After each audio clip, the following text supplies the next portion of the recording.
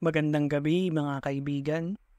Ang pamagat ng kuwento natin ngayon ay Dugo. Si Tonyo ay isang palaboy. Kasama niya ang kanyang sanggol na anak na lalaki. Namatay kasi ang asawa nito sa panganganak sa daan. Walang trabaho si Tonyo at nabubuhay lamang sa pamamalimos. Kaya naman nang may mamigay ng mga dilatang pagkain sa daan, ay mabilis siyang nakiagaw at iniwan sa isang tabi ang kanyang anak. Hindi niya namalayan na nawala na ang kanyang sanggol. Mabilis na hinanap ni Tonyo ang anak nito. Narinig niya ang mga iyak ng isang sanggol na nanggagaling sa isang kanto. Tumakbo siya ngunit ang mukha na lang ng isang lalaki ang kanyang nakita at naabutan. Sumakay ito sa isang kotse kasama ang kanyang sanggol na anak. Hindi kinalimutan ni Tonyo ang mukha ng lalaki at isinumpa niya na maghihiganti balang araw at babawiin ang kanyang anak. Makalipas ang 5 taon ay natunto ni Tonyo kung nasaan ang lalaki. Nalaman niya ang pangalan nito, si Henry. Mayaman pala ito at maraming pagmamay-aring mga lupa at building. Plano ni Tonyong pumasok bilang isang construction worker sa bagong pinapagawang building ni Henry para makakuha pa ng mga impormasyon na magagamit niya laban dito. Natanggap nga si Tonyo sa trabaho at nagsimulang magtanong-tanong sa mga veteranong construction worker. Doon ay nalaman niyang may asawa si Henry at may isang anak na 5 taong gulang na lalaki. Bukod pa sa impormasyong iyon ay nalaman din ni Tonyo mula sa mga usap-usapan ng mga trabahador na kaya nagiging matagumpay at matibay ang mga building na pinapagawa ni Henry ay dahil sa nagsasakripisyo ito ng dugo ng bata. Ibinubuhos ang dugo ng bata sa mga pundasyon ng building para tumibay o kung tawagin ng mga matatanda ay padugo.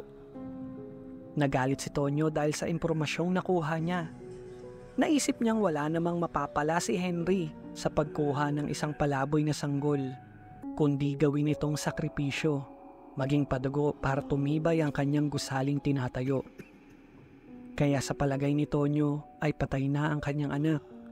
At nang minsang dumalaw si Henry sa construction site ng bagong building, ay napagdesisyonan ni Tonyo na oras na para maghiganti.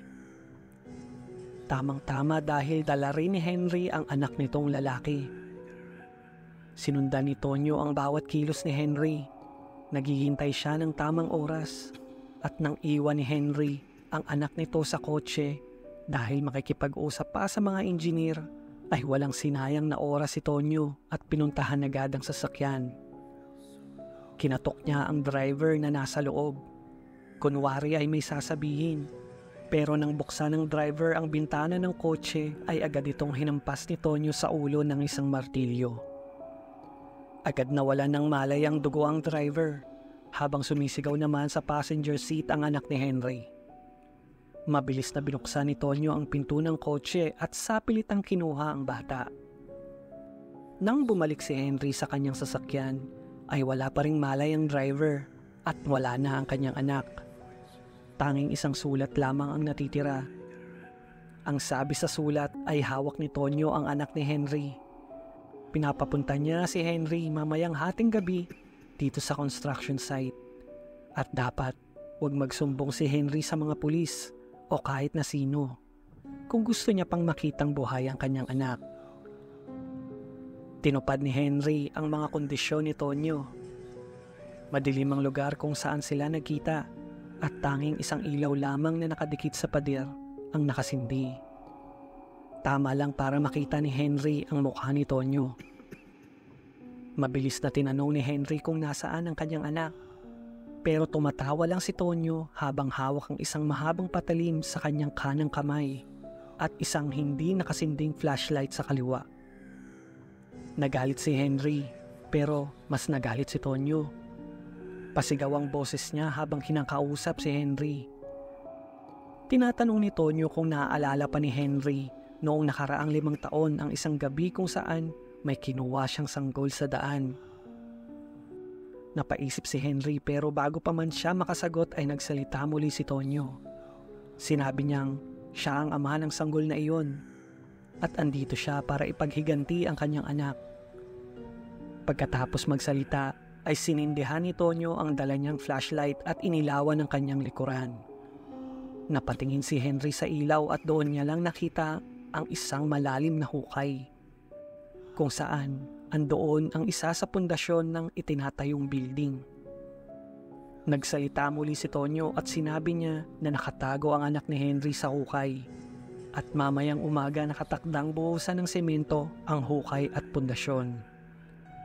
Sinabi ni Tonyo na isa lang ang makakapagligtas sa anak ni Henry at yun ay ang patayin ni Henry ang kanyang sarili at gawing sakripisyo ang dugo nito sa building. Kagaya ng mga ginagawa niya sa mga batang kinuha niya sa daan. Kagaya ng ginawa niya sa anak na sanggol ni Tonyo. Pero sawa nang makinig si Henry. Naisip niyang ipatigil na lang muna ang pagpapatayo ng gusali habang hinahanap niya ang kanyang anak sa hukay. Binunot ni Henry ang baril na nakasukbit sa kanyang likuran at pinagbabaril si Tonyo.